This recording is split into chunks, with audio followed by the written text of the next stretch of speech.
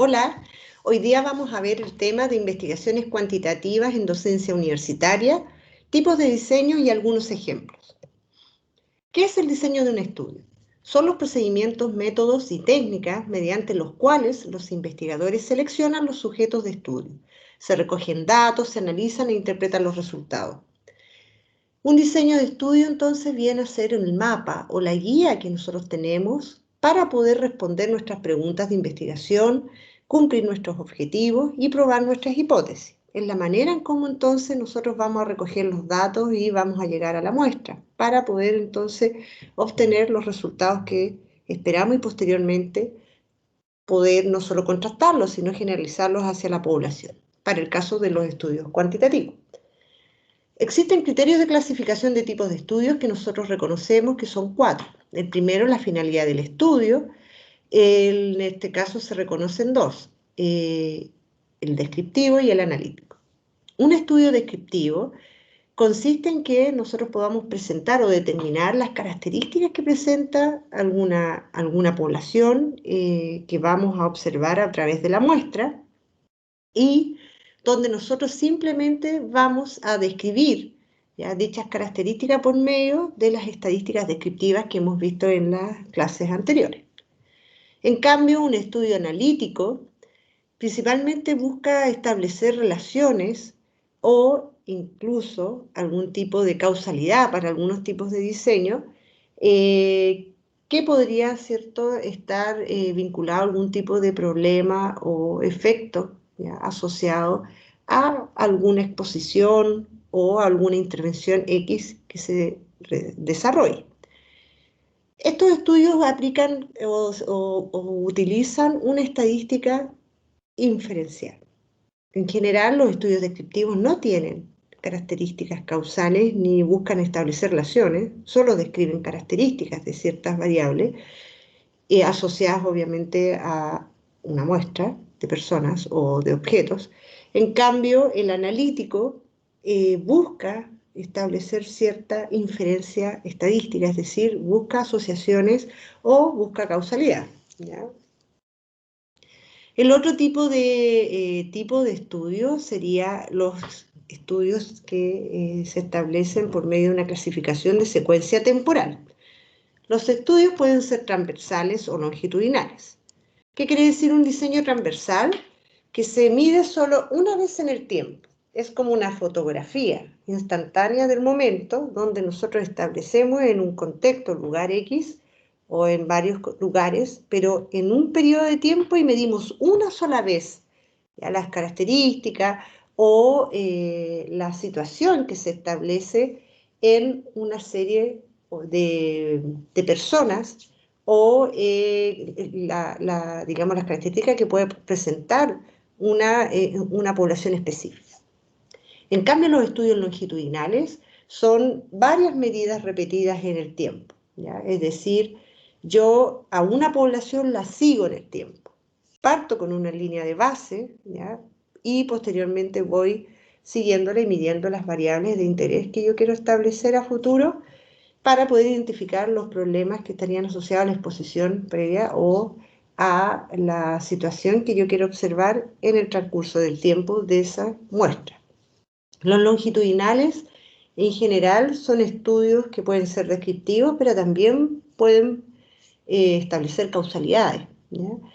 En cambio, los estudios transversales no establecen causalidad. Pueden ser descriptivos también, que solo se orientan justamente a presentar características de una población, y pueden ser analíticos, ¿ya? Cruzando, ¿cierto?, con los criterios de la finalidad del estudio.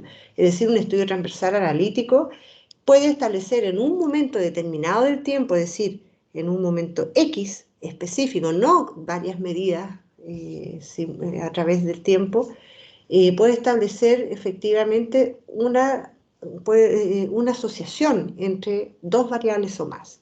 Sin embargo, los estudios transversales, y quiero recalcarlo, no buscan causalidad. Un estudio transversal analítico solo puede establecer asociaciones, ¿ya? O, en este caso, un estudio transversal descriptivo sería el que solamente puede mostrar las características que presenta una variable de interés o varias variables de interés. No busca establecer asociaciones. Bien, otra forma de clasificar los estudios es a través del control de la asignación de los factores de estudio, ¿ya? Es decir, hasta qué punto el investigador o digamos un entorno específico influye, ¿ya?, en una variable o en el efecto que se espera en un grupo de personas. Los estudios de este tipo pueden ser experimentales o pueden ser observacionales. Los estudios experimentales consisten en que uno, en una condición que no es natural, ¿ya?, que en el fondo se establece a partir de un entorno creado, ¿cierto?, por el investigador o por el equipo, ¿cierto?, se establece una serie de grupos de personas en donde se les asigna de manera aleatoria o no una intervención o un tratamiento, ¿ya? Y se mide, y los resultados de este tratamiento o intervención se miden en el tiempo. En general se parte con una línea de base, se mide antes del tratamiento y posteriormente se aplica el tratamiento y después se mide el efecto, ¿ya? Algunos de estos estudios tienen grupos de control y además se asigna, ¿ya?, de manera aleatoria la participación de la muestra en cada uno de los grupos, ya sea el experimental o el control. En cambio, hay otros estudios de este tipo que también pueden tener un grupo de control, pero no se asignan de manera aleatoria, que serían los estudios cuasi experimentales, ¿ya? O sea, en el fondo el estudio experimental que asigna de manera aleatoria al sujeto la intervención vendría a ser un ensayo clínico controlado. En cambio, los estudios experimentales que no asignan aleatoriamente este factor de estudio es un estudio cuasi experimental. Bueno, también están los estudios preexperimentales que en realidad no tienen grupo de control y tampoco asignan de manera aleatoria, obviamente, a cada grupo, porque solo miden en un grupo determinado antes y después cómo afecta la intervención a la variable que nosotros queremos evaluar en la población. En cambio, los estudios observacionales son como experimentos naturales, ¿ya? En este caso, el investigador no asigna el factor de estudio, es decir, no asigna un tratamiento ni una intervención. Y se mide la exposición natural ya sea a un contaminante, por ejemplo, o por ejemplo de que nosotros quisiéramos medir en los contextos educativos cómo influye en el aprendizaje de los niños una nueva política educativa, ¿ya?, que en el fondo, de manera, entre comillas, natural, estaría siendo aplicada en los colegios sin necesidad que sea una intervención que haya sido creada, por ejemplo, específicamente por un investigador o un equipo de investigadores, ¿ya? Sería como en el fondo el contexto natural en donde están inmersos los colegios, ¿ya? Otro ejemplo de un estudio observacional, ya en el ámbito más, desde la perspectiva más escolar, probablemente tal. Cuando nosotros, por ejemplo, queremos evaluar cómo una variable de exposición previa, por decir algo, los niños que presentan problemas nutricionales, ¿ya?, por ejemplo, presentan alto consumo o alta ingesta de carbohidratos, grasas y azúcares, versus los que no presentan esto, influye, ¿cierto?, por ejemplo, en su aprendizaje o influye en su, ¿cómo se llama esto?, en su rendimiento, por decir algo, deportivo, ¿ya?, o en la actividad física que realiza. Y los vamos midiendo en el tiempo, vamos midiendo a los niños con respecto a esa variable exposición previa y vamos viendo, ¿cierto?, naturalmente cómo vamos midiendo en el fondo con un test o alguna prueba el aprendizaje de los niños o el desempeño, ¿ya?, en el rendimiento deportivo o la actividad física que desarrollan. Vamos midiéndola y la contrastamos, ¿cierto?, con otro grupo que no presenta esa exposición previa de malnutrición, ¿ya? Si se dan cuenta, en el fondo no es que el investigador haya hecho que los niños no coman bien, ¿ya? Sino que en el fondo de manera natural en el entorno observamos a aquellas personas que presentan esa característica o que estuvieron expuestas, ¿cierto?, a una condición de malnutrición.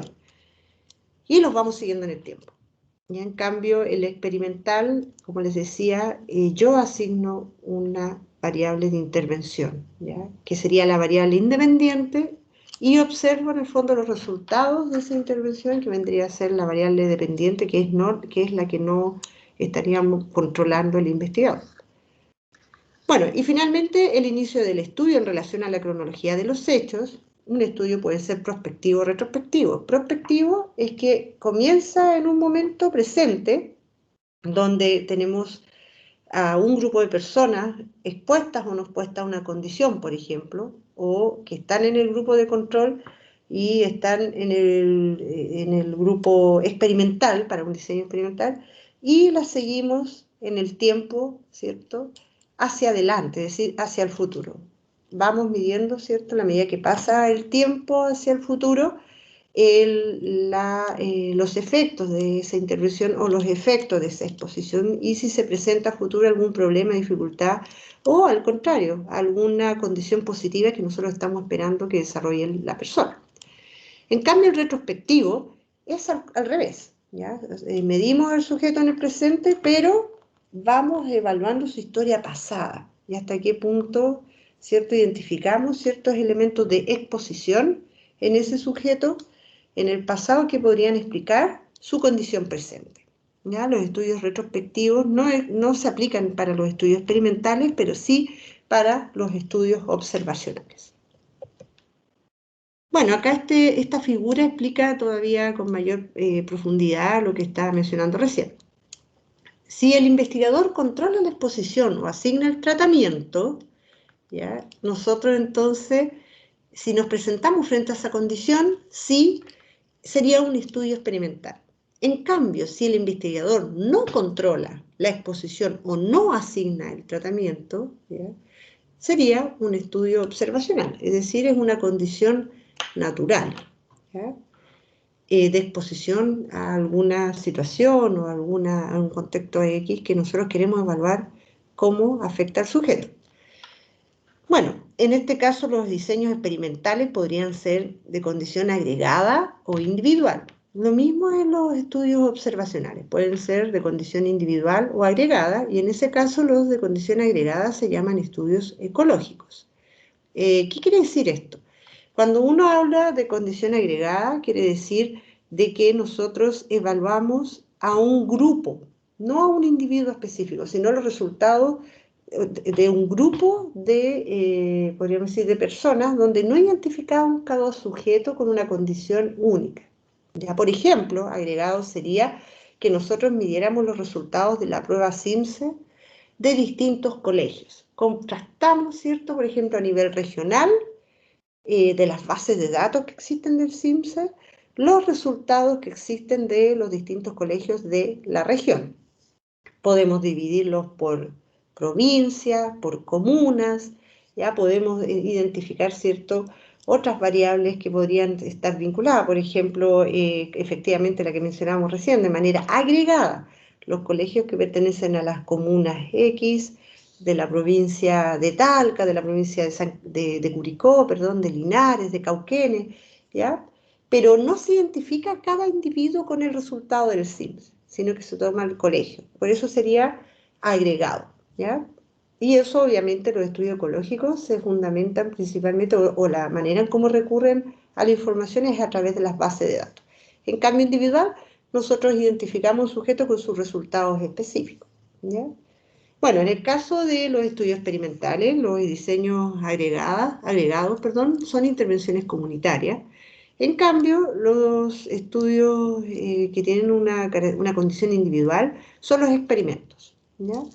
Las intervenciones comunitarias, en el fondo, es similar a un diseño experimental individual, pero la diferencia es que yo voy siguiendo al grupo, ¿ya? Los resultados los mido, o sea, tengo la información de antes y después, ¿ya? Y voy viendo los resultados de ese grupo.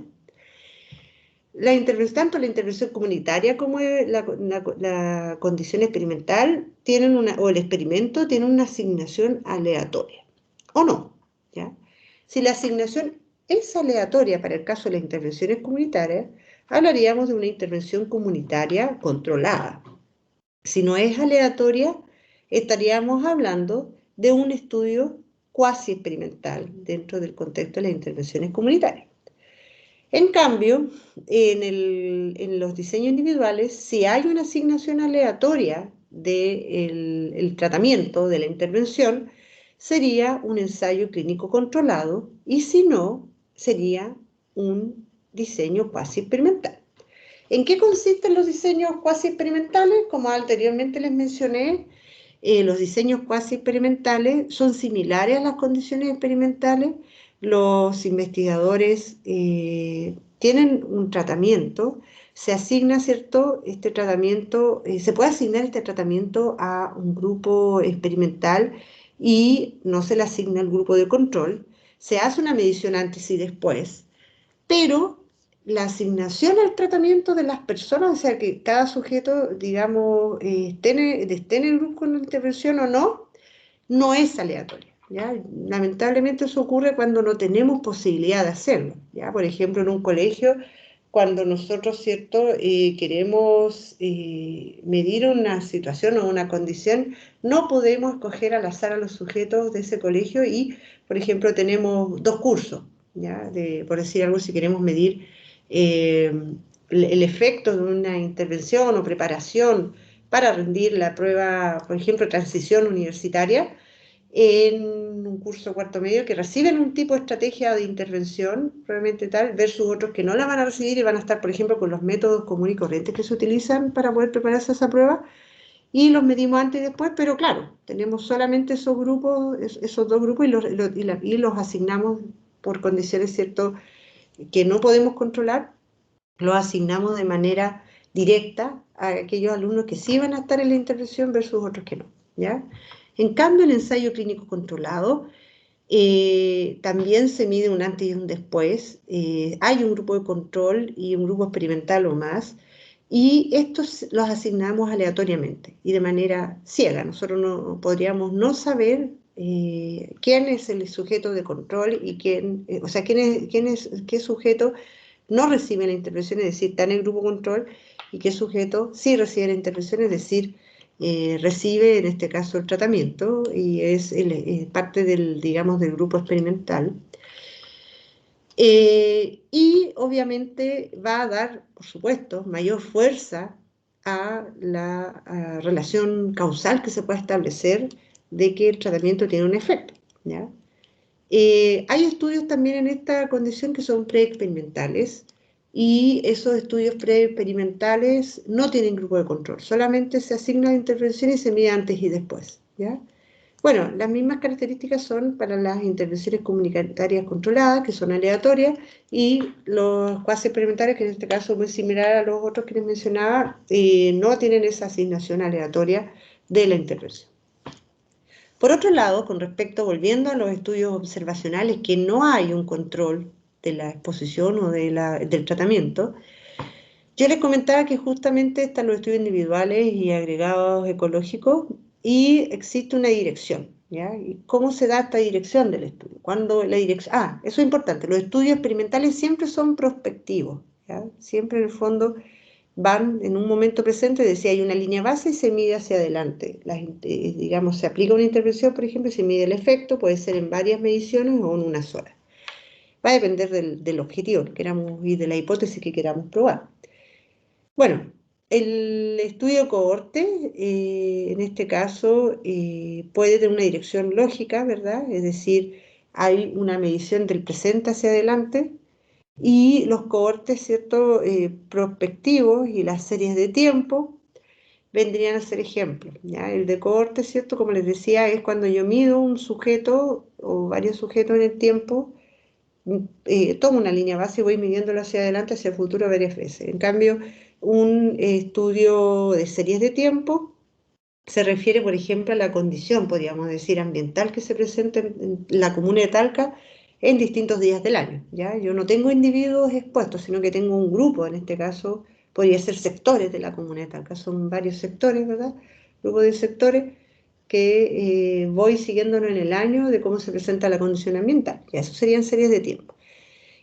Por otro lado, cuando la dirección es invertida, es decir, es del presente hacia el futuro, están los diseños de caso control, donde los diseños de caso control, en el fondo, tú ya tienes el problema o ya tienes la condición que quieres indagar.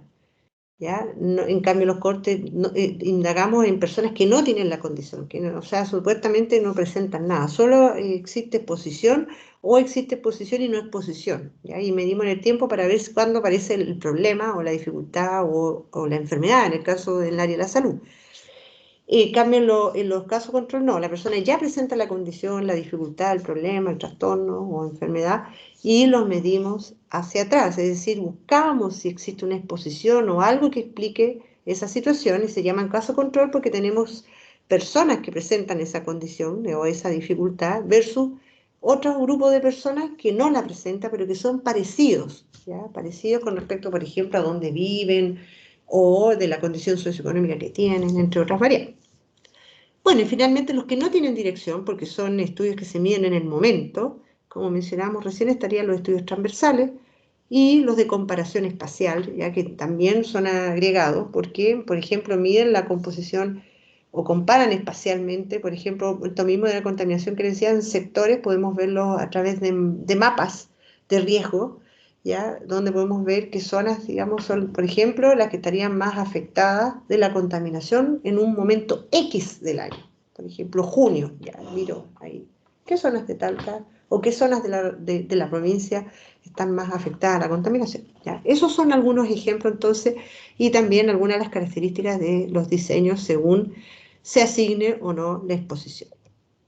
Bueno, para ser más preciso acá, yo les pongo un resumen de las características según tipo de estudio.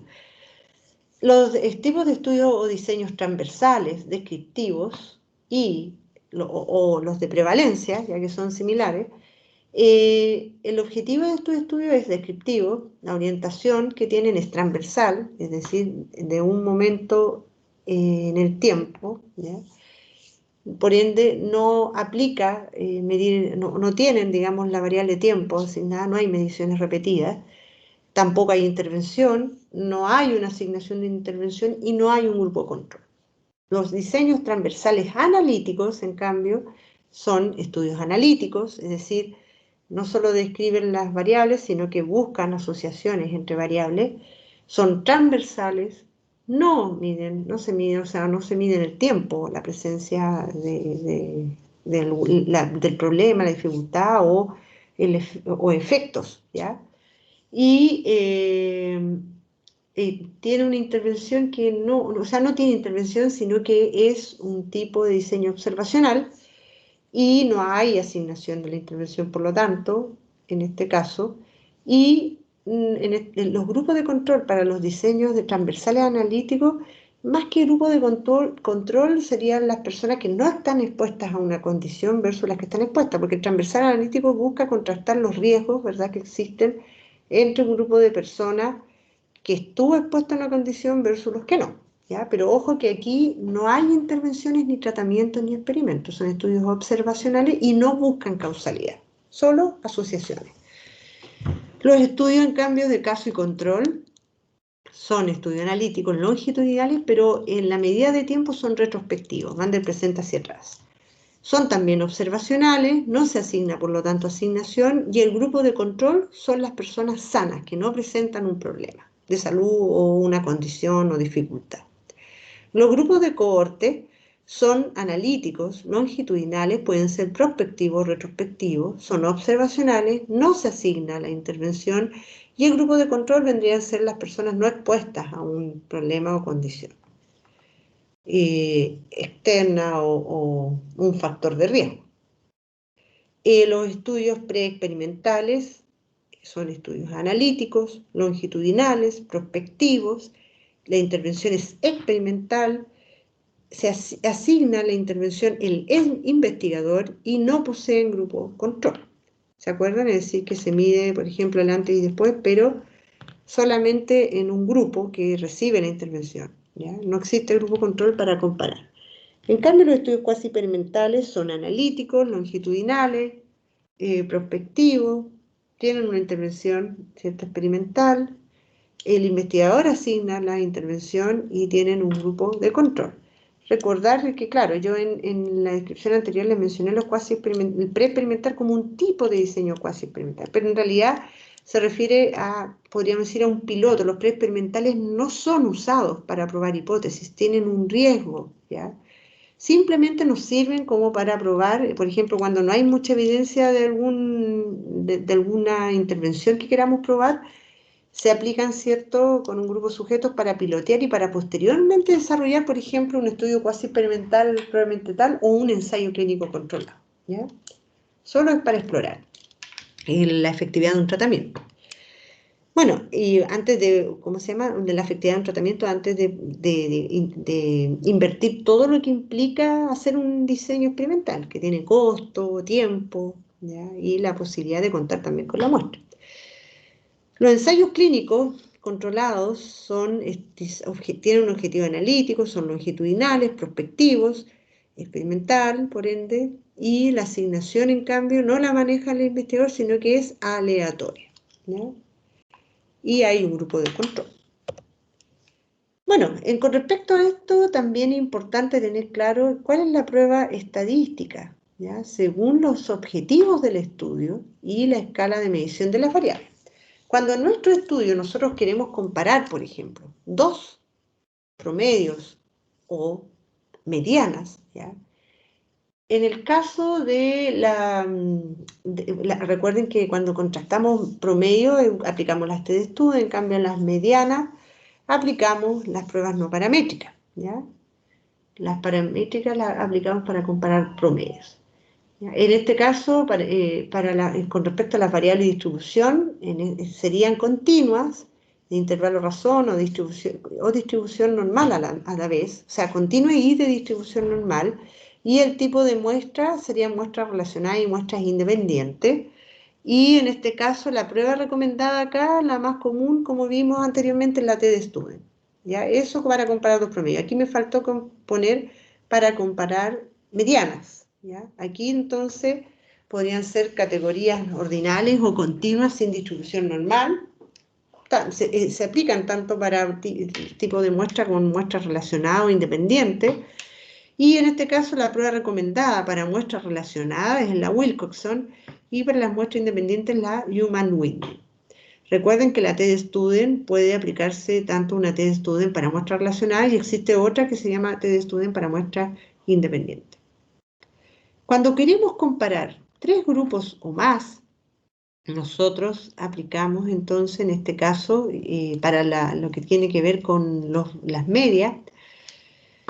En lo que se refiere a la variable de distribución, nos vinculamos, ¿cierto? Las vinculamos con variables continuas de intervalo razón y con distribución normal, similar a la anterior. Existe entonces el tipo de muestra relacionada e independiente y también uno puede contrastar aquí con la prueba recomendada, la ANOVA One Way para muestras relacionadas o la ANOVA One Way para muestras independientes. En el caso de las variables de distribución categórica, ordinales o continuas sin distribución normal, y aquí comparamos o contrastamos medianas, ¿cierto?, o rangos, el tipo de muestra relacionada y el tipo independiente se usa la prueba Kruskal-Wallis y existe también una prueba Kruskal-Wallis para muestras relacionadas y una prueba Kruskal-Wallis para muestra independiente. Cuando queremos comparar dos grupos, trabajamos con categóricas nominales y ordinales, y en este caso se aplica en las muestras relacionadas la prueba McNemar. ¿Se acuerda cuando yo les mostré el chi cuadrado? Ahí había un puntito, ¿verdad?, que podían tomar el análisis no para el chi cuadrado, sino para la prueba McNemar. Bueno, esa se aplica cuando queremos hacer análisis de tablas 2x2, tabla cruzada, pero con la misma, cuando queremos seguir el mismo sujeto, ¿ya?, con resultados distintos en el tiempo. En cambio, las muestras independientes serían chi cuadrada. Cuando queremos comparar tres grupos o más, estaría asociado a variables categóricas nominales y ordinales, y para el caso de las muestras relacionadas sería la O de Cochran, y en el caso de las muestras independientes sería la chi cuadrada también. ¿Ya? ¿Se acuerdan que ahí les muestra también perdón, la Q de Cochrane, disculpen, la Q de Cochrane, para las muestras relacionadas, y en las muestras independientes la chi cuadrada, ¿ya? Que se los mostré yo en todo caso en los ejemplos que vimos anteriormente, donde estaba, también estaba ahí dentro de las tablitas una de las pruebas que podíamos utilizar. Bueno, y cuando hay correlación de dos variables, en las pruebas o sea, en las variables continuas de intervalo razón o distribución normal, cuando hay muestras relacionadas o muestras independientes, se aplica el coeficiente de correlación de Pearson, y en las variables categóricas, ordinales o continuas sin distribución normal, se aplican tanto para las muestras relacionadas como muestras independientes el coeficiente de correlación de Spearman. Por otro lado, entonces, algunos ejemplos, aquí yo les quería mostrar justamente algunos ejemplos de investigación en docencia universitaria. Tomando entonces los temas que se ha visto en las primeras sesiones del diplomado, la investigación en docencia universitaria vincula aspectos disciplinares y conocimientos sobre los procesos de enseñanza-aprendizaje en el contexto de educación universitaria, junto con metodologías investigativas propias de la ciencia social y la educación. Además, la investigación en docencia universitaria está muy relacionada con los procesos de cambio e innovación generados por las propias instituciones universitarias y las políticas educativas del país, o también las tendencias que se dan a nivel mundial con respecto a las temáticas de educación superior. Por lo tanto, la investigación en docencia universitaria está enfocada en la innovación educativa. Bueno, acá yo les puedo mostrar algunas tendencias en la investigación en docencia universitaria, por ejemplo. Estos son ejemplos, porque hay otros temas que ustedes pueden indagar y que los pueden ver ustedes mismos en los contextos de aula y en las experiencias que tienen ya con sus estudiantes. Por ejemplo, con los temas de estudios sobre rendimiento, algunas cuestiones que se pueden indagar puede ser si se mejora el aprendizaje de los estudiantes, si se mejoran las competencias profesionales, temáticas sobre estudios de estrategia y metodologías docentes. Algunas preguntas podrían ser cómo diseñar entornos de aprendizaje cooperativo, cómo seleccionar los tipos de metodología más adecuadas, y hay métodos más efectivos para clases de gran número de estudiantes. Ahí yo podría hacer una medición, ¿verdad? A lo mejor un tipo de intervención o simplemente hacer un estudio observacional con distintos métodos que se aplican por ejemplo, en una carrera. Bueno, otros temas serían los estudios sobre el uso de las TIC, de las tecnologías de la información y comunicación.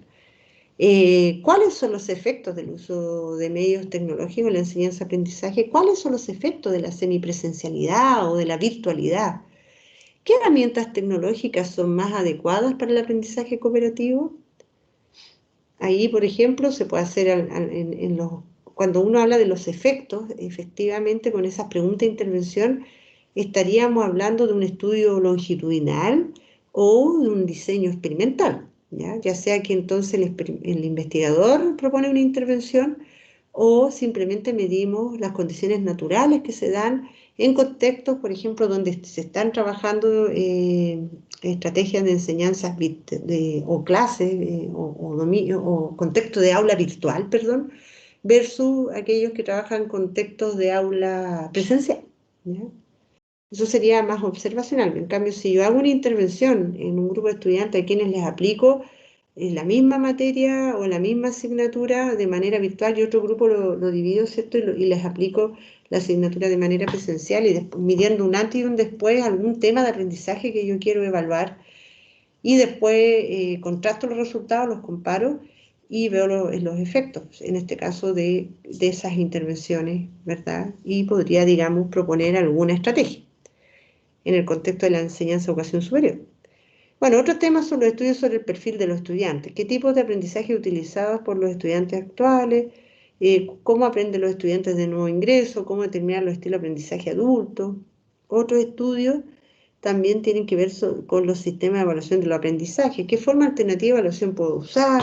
¿Cómo utilizar la evaluación para promover un buen aprendizaje, por ejemplo? Bueno, acá yo les voy a mostrar los resultados de un estudio que justamente presenta la valorización de docentes universitarios chilenos sobre la formación en investigación educativa en pedagogía, ¿ya? Este es un ejemplo de una investigación. Y aquí esto es interesante porque nos puede mostrar justamente en el contexto de la investigación en docencia universitaria ¿Cómo perciben los profesores justamente estas temáticas? Desde la formación en investigación educativa. Este es el contexto, como les decía yo, de formación inicial docente.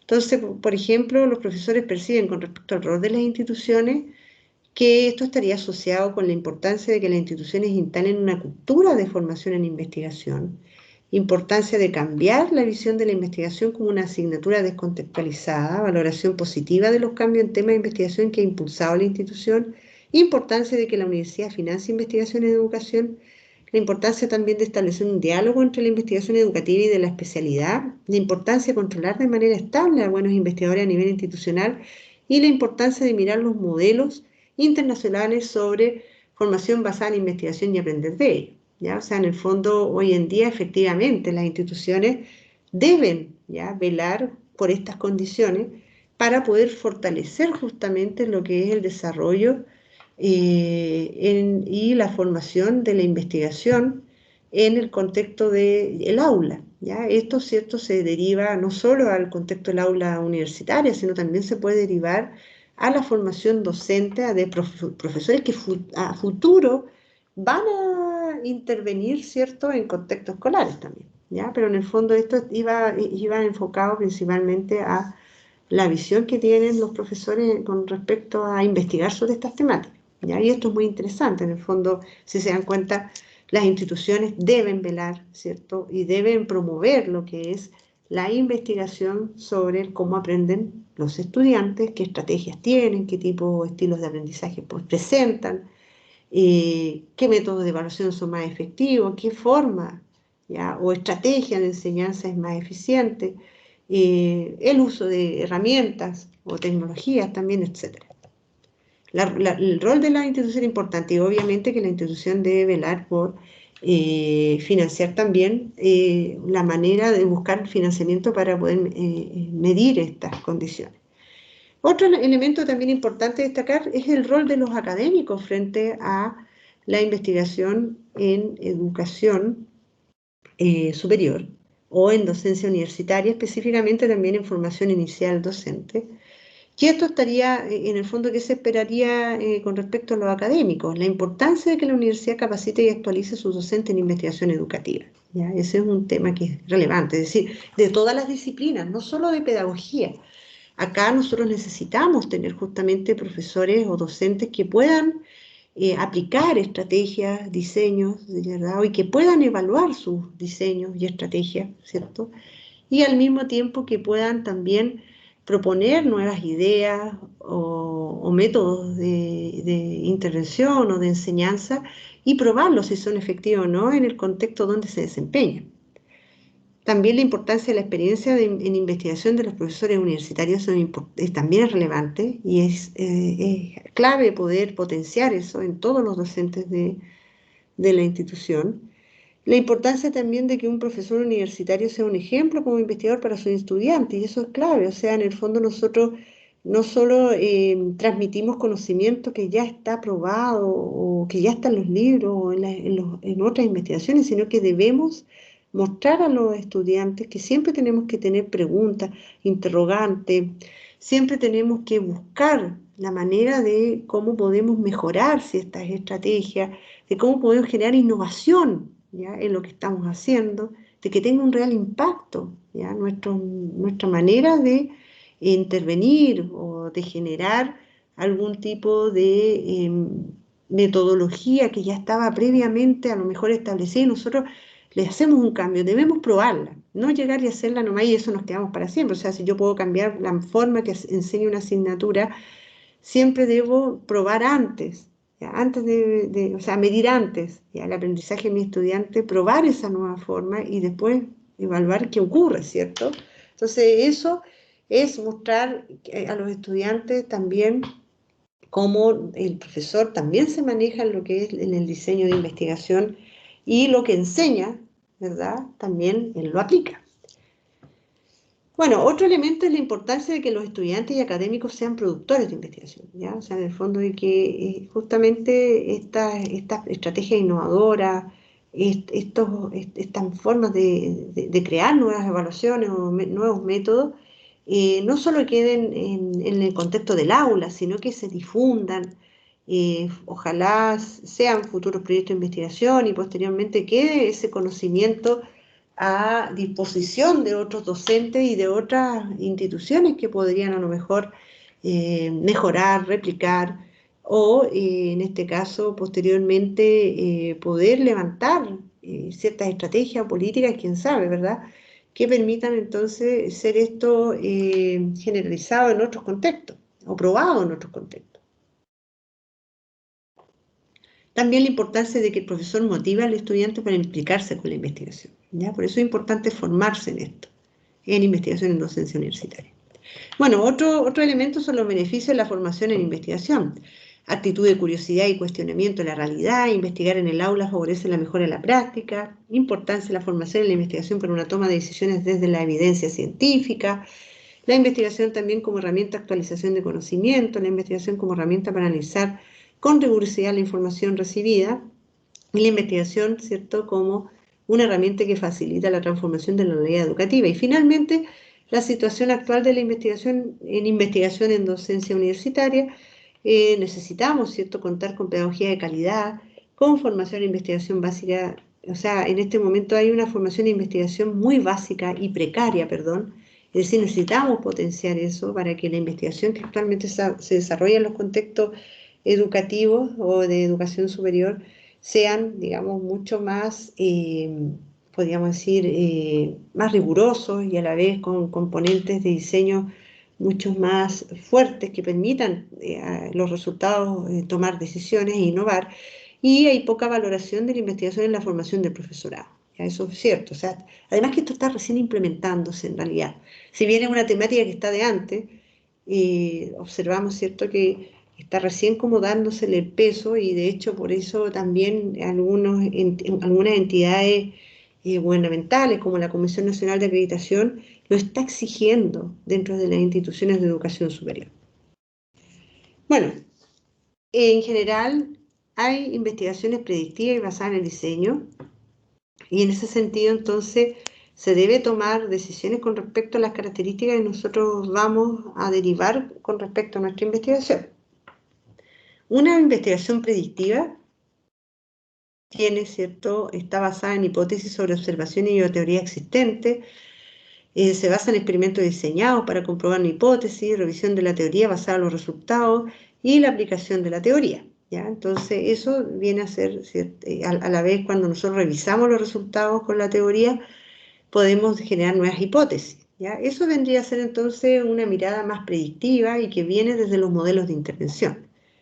En general, cuando nosotros trabajamos en educación, claro, se tiende, ¿cierto?, a probar nuevas metodologías, nuevas estrategias de enseñanza-aprendizaje, nuevos modelos, ¿ya? O evaluar, por ejemplo, un nuevo sistema de evaluación. También puede aplicarse. Ya, bueno, todo eso tendría un enfoque más predictivo, ¿ya? En cambio, las investigaciones participativas en general buscan hacer análisis de los problemas prácticos por investigadores participantes. Se busca un desarrollo de soluciones con un marco de referencia teórico, hay una evaluación y prueba de las soluciones en la práctica y documentación y reflexión para producir principios para el diseño, ¿ya? Y ahí se refinan los problemas, soluciones y métodos. Esto entonces tiene un enfoque más cualitativo, ¿verdad?, en el ámbito de la investigación en docencia y universitaria, por ejemplo, y efectivamente busca más que nada la reflexión y crítica con respecto a lo que se está desarrollando. Por ejemplo, que nosotros después de ese modelo de intervención levantemos un diseño cualitativo para ver qué piensa o qué siente la gente con respecto al nuevo modelo que se está aplicando en el aula. Bueno, acá les muestro algunos ejemplos de investigaciones en docencia universitaria, ¿ya? Aquí hay un estudio que justamente hace mucho tiempo atrás yo desarrollé en la universidad, ¿ya?, sobre el uso de tecnología de la información y comunicación en estudiantes de psicología. Si se dan cuenta, voy a leer el resumen más que nada para que ustedes tengan más o menos claro en qué consiste y después les voy a mostrar cómo se presenta la parte de la metodología. A continuación se presenta un estudio que describe el uso de las TIC que presentan estudiantes de la carrera de Psicología de la Universidad Católica del Maule vinculada a variables de género, edad, antigüedad en la carrera y rendimiento académico. Para acceder a la información se realizó una encuesta de opinión a 73 estudiantes. Los resultados indican que la gran mayoría de los estudiantes utiliza las TICs en su proceso de formación, pero presentan diferencias de género, edad y año de ingreso, principalmente en la forma como las utilizan, los tipos de TIC a las que acceden, el uso de estas tecnologías como estrategia de aprendizaje y la valoración que les dan en el proceso de enseñanza-aprendizaje de las asignaturas. Bueno, aquí entonces se presenta el método. Si se dan cuenta acá justamente menciona que es una investigación de estudio exploratorio descriptivo, de carácter cuantitativo. Se aplicó una encuesta que evaluaba los niveles de implementación y uso de las TIC en la universidad por parte de 73 estudiantes de la carrera de psicología, de un total de 320, pertenecientes a 5 promociones vigentes hasta la fecha.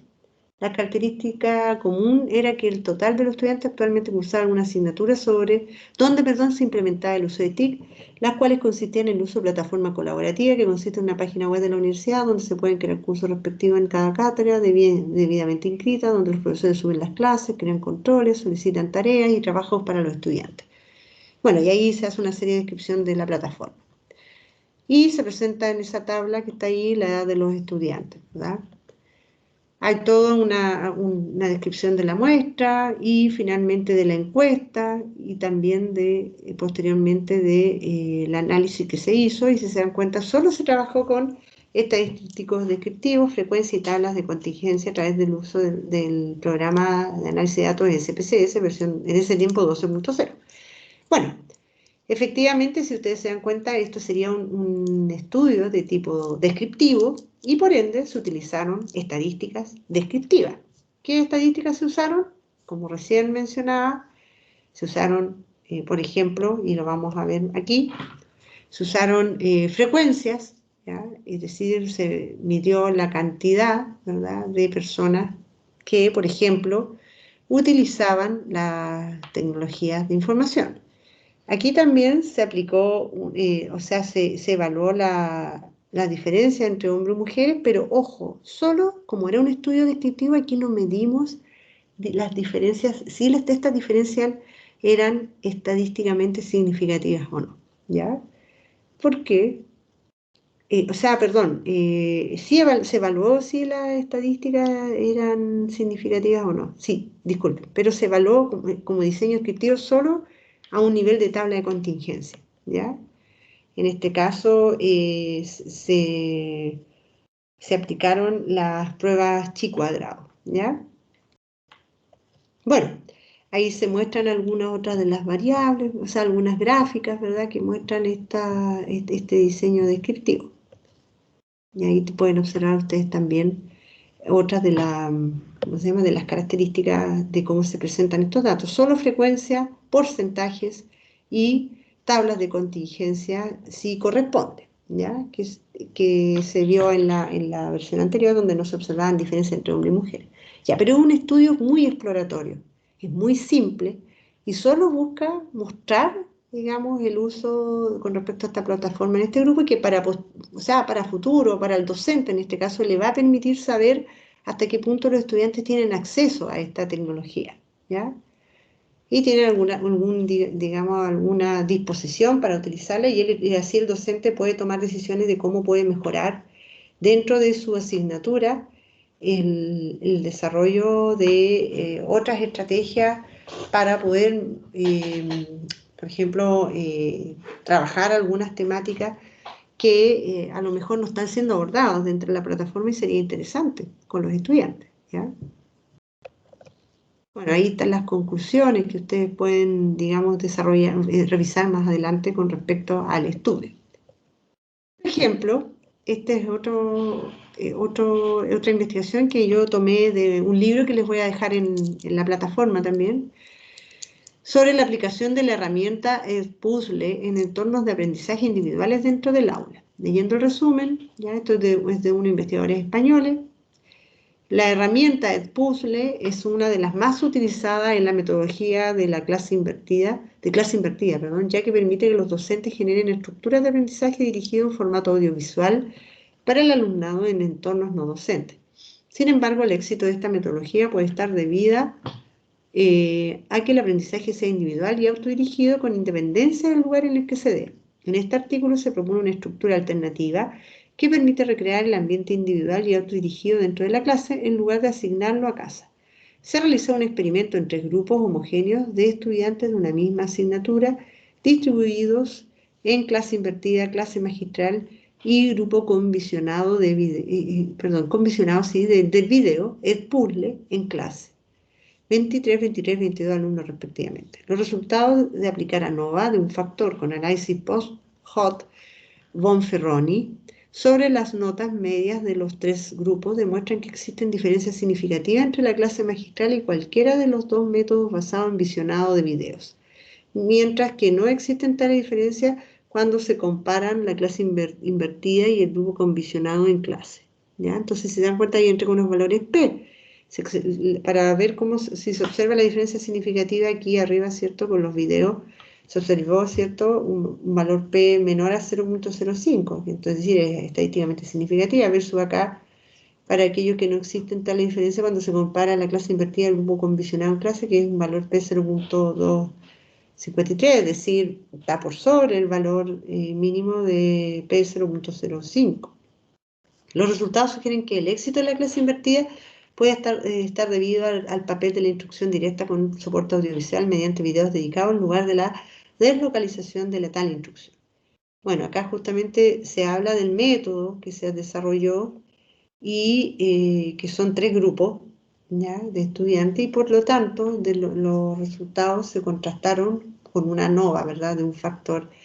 Y la forma de presentar estos datos, primero, tiene que ver, ¿verdad?, con mostrar los estadísticos descriptivos. Se presenta la media, la desviación estándar y los intervalos de confianza en cada uno de ellos, con respecto a las notas medias de los 3 grupos, y después se presenta, ¿cierto?, los resultados de la prueba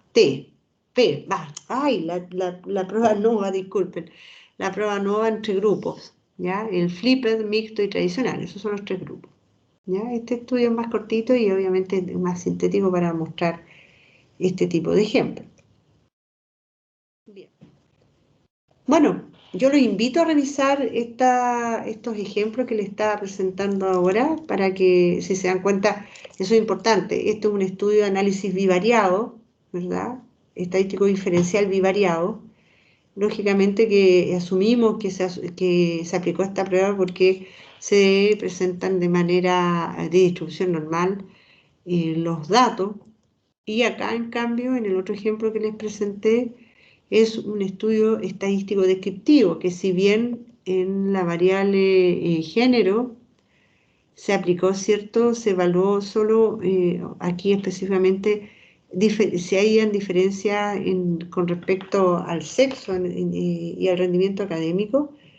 Se observó efectivamente algunas diferencias con respecto a la antigüedad, pero en este caso solo se hace un comentario porque este estudio no buscaba asociaciones, no era un estudio, ¿cómo se llama? Un estudio inferencial, solo descriptivo, ¿ya? Solo presenta datos y por ende, bueno, esto es solamente un ejercicio que yo les muestro de cómo presentar las variables a nivel categórico, descriptivo de un cuestionario que ustedes pueden aplicar fácilmente dentro del aula. Y a futuro esto podría transformarse después en un estudio más profundo, ¿verdad?, con estadístico inferencial y hacer cruce de variables y posteriormente incluso probar alguna intervención en este ámbito de las TIC, como sería, por ejemplo, este estudio, ¿ya?, que están justamente evaluando acá de manera transversal, no porque no, ¿cómo se llama? No,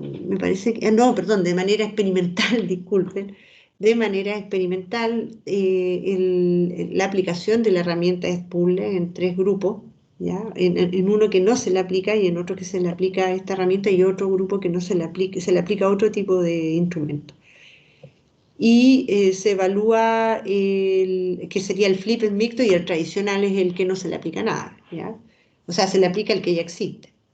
Sería el control, y el flipped y mixto vendría a ser, ¿cierto?, los 2 tipos de experimentos que estamos evaluando, donde que se quiere probar, ¿verdad?, cuál viene a ser el más efectivo. Entonces, esta es la diferencia entre un estudio de diseño descriptivo y un estudio de diseño experimental, ¿ya? Bien, espero entonces que la sesión de hoy haya sido de su interés y que hayan podido profundizar más sus conocimientos y cualquier duda o pregunta me pueden escribir, yo voy a estar atenta. Muchas gracias.